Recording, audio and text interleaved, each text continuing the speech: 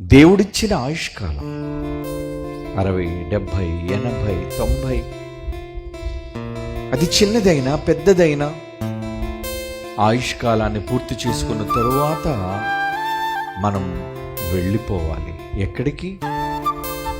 నిత్యమైన ఉనికి పట్టు అని రాయబడిందండి బైబిల్లో.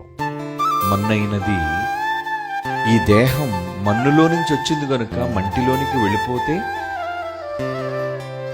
ఈ మన్నును బ్రతికించిన ఆత్మ, అదే శక్తి, ఈ మంటిని విడిచిపెట్టిన తరువాత దేవుడున్న లోకానికి వెళ్ళిపోతుంది. అది నిత్యమైన ఉనికి పట్టు. అంటే భూమి మన ఉనికి పట్టు కాదా? కాదు. భూమే సొంతమని ఒక భ్రమలో ఈ మానవ సమాజం బ్రతుకుతుంది. కానీ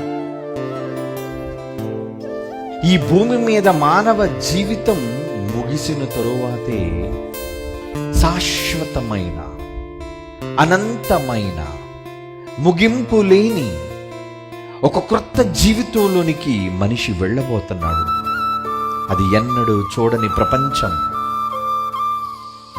కన్నీళ్లు లేని ప్రపంచం, బాధలు లేని ప్రపంచం, కష్టాలు లేని ప్రపంచం, సమస్యలు లేని ప్రపంచం,